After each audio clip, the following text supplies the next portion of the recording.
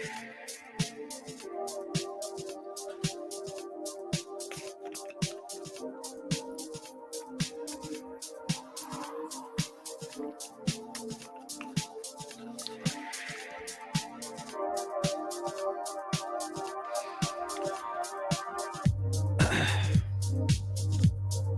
right. So I am pretty excited, well, energized, I think is a better word for it today, um, for a number of different reasons. But one of which is I just got out of this sort of, I guess it's like a life sort of assessment, or no, actually, lifestyle design is I think the word that I would give it.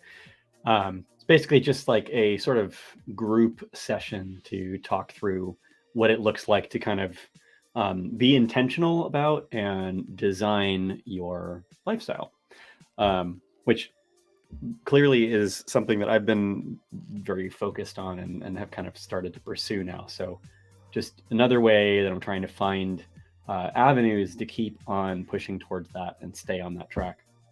Um, so, something that was on my mind today, and actually was talking to someone this morning about, and it's a thing that I have used in the past at various times, and it's like I would say it's a tool of sorts, or a kind of really simple way of looking at problem solving, when the space of those problems that I'm trying to deal with is very uncertain and undefined, and has a lot of abstraction and just feels sort of generally foggy, like you're trying to stare into the clouds and pull out or synthesize out something of use or something that you can actually act on, or understand more clearly, see the shape of, within that space, but it is escaping you.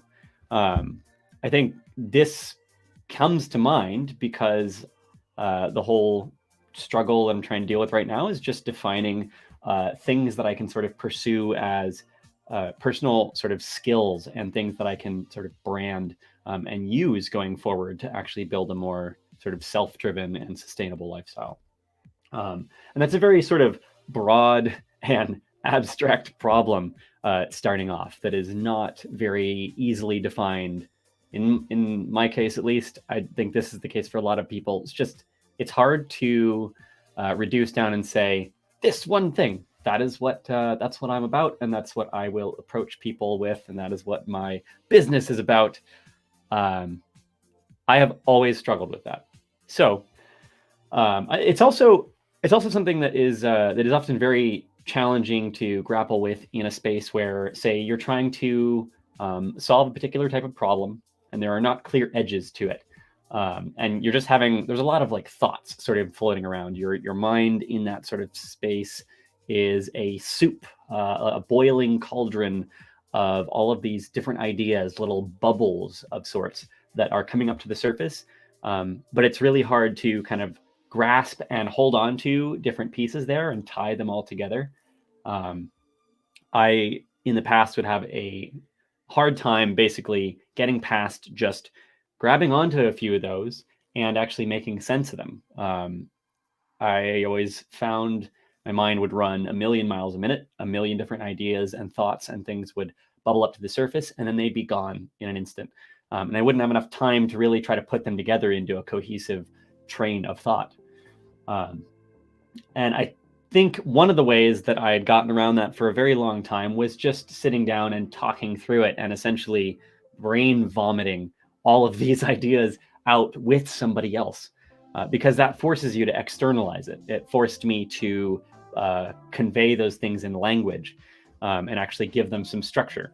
And so I think from those kinds of exercises and observing that habit over time, uh, I this is the sort of method, or approach to abstract thinking around problems and creative problem solving. This is the sort of like way that I tend to think about it these days. And I think having a model, or a method around it that has a clear sort of structure, at least gives me a good place to start, whenever the problem itself is a very sort of open-ended space and hard to find footing in. So the way that I kind of break this down over time is that there's sort of like three main phases for me in this way of thinking. One of them is that, okay, you have this abstract space. There are concepts and ideas and things that I'm trying to grapple with, and I don't know exactly what to do with. And maybe I'm getting frustrated that I don't have a structure to it yet, or I don't really know how to tie these different pieces together. So instead of getting caught up on that, what I am going to focus on instead in this phase is to capture those thoughts, capture those thought bubbles as they come up to the surface as quickly as possible. I don't worry about trying to give them any structure or figure out what the relation between them is just yet. It's just time to record them, to actually get them down somehow, so that I can actually look at them outside of the chaos of your brain. And I have the attention span of a hummingbird, so it's always really hard to try to draw a consistent line of thought if the things aren't externalized. So I'll use a whiteboard, for instance, to try to capture those things down. Essentially, gather the space of thinking, the space of ideas and thoughts in this problem, in this headspace. So capturing those thoughts, those thought bubbles. The next thing that I do after I feel like I've kind of done a good job of gathering all of those random fragments and ideas, and now I start thinking about, okay, now that they're all here, how can I structure them? How can I figure out more of the sort of relations between those different concepts and ideas, and give them a sort of, like, start to build a sort of model or way of thinking that relates those different ideas and thoughts and concepts. And through that process, typically that's when I start to find some patterns. That's when you start to see ways to correlate those different things, or where they interrelate, the relation between those different concepts and ideas. And it's also sometimes where you find that some of those things can be thrown away, or they're not really relevant, or maybe they're kind of just tangential in nature. So I start to build a sort of a grammar, a structure, a model around all of those different thoughts and ideas and concepts, and figure out, like almost like a Venn diagram, but of many different spaces, how they overlap and where they conjoin and intersect with one another, or contain one another. Some concepts are kind of like parents or children of one another. So how they interrelate. So first it's capture those ideas. Then after that's kind of done and thoroughly exhausted, then it's bringing structure and a model around them, but it's not worrying about what to do with them just yet. This is the modeling or grammar of them is just essentially building a picture. It's not worrying about time or sequence of actions or anything like that. It's just, what is the picture, the image, the sort of visual of all of these different interrelating ideas. I think some people would probably build like a mind map in this case, which is kind of, I think, the stage where that would be. And then the third, and then like kind of, at least in the way that I think about this now, the sort of last part of it is, okay, I captured thoughts, I gave them structure, figured out the shape of them, built a picture of it, a mental sort of map of what they look like in a cloud. Now, can I do something with those? Are they actionable? Is there a way that I can take those and actually move forward with, like, and create some sort of plan based off of those? And all of those kinds of things, maybe it's just articulating it better. Maybe before it was just a vague sort of set of emotions and feelings around that idea or set of concepts. And now I've given them a structure. And now that they have a grammar around them, a model, I can take them and actually articulate them into a series of thoughts that actually make sense, perhaps. So depending on what it is, this is like that sort of phase where you make them chronological. I kind of think of it as like, this is more the sort of linguistic step where the previous two, you're allowing those ideas to kind of flow forth and then fall into the right places, but without worrying about trying to make sensical structure or sensical progression out of them, language. And this, now that you have the grammar and you have the vocabulary, the words, the concepts, now you can kind of turn them into sentences and plans of sorts. So that's kind of how I have tended to think about and approach abstract or difficult to get your hands or head around sorts of situations and problems. This is kind of a good is a reminder for myself that this is a way that I always want to approach things.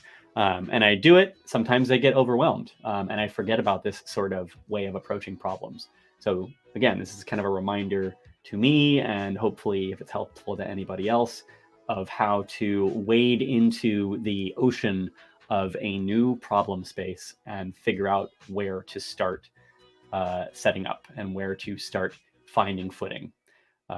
Because that always seems to be the hardest place to start, is just you have the blank canvas of this new idea, and where the hell do you put the brush down and start actually making your strokes? So yeah, it applies directly to this whole problem of just defining life, like it's this sort of like lifestyle going forward, which is why I feel like it's very relevant right now. So yeah, hopefully helpful to somebody. But I'm going to be trying to look at the situations that I'm grappling with now, and trying to find sort of structure when I am outside of somebody else's structure, like a company or an organization that I am working for. Trying to find that structure for myself and define it, which is frankly terrifying in many regards, because I have no predisposition towards what that would have been. I don't know what an independent life outside of those companies and stuff looks like, because I haven't done it yet. But I think everybody grapples with that same set of problems if they're trying to take a sort of independent pathfinding endeavor of creating a more sort of entrepreneurial lifestyle. So it's at this point, it's kind of just the inner game of grappling with those abstract problems. So yeah, this is just another tool going forward that I will try to use, and hopefully somebody else can make use of this as well. Anyways, I'll see you next time. This is just a little peek into my brain.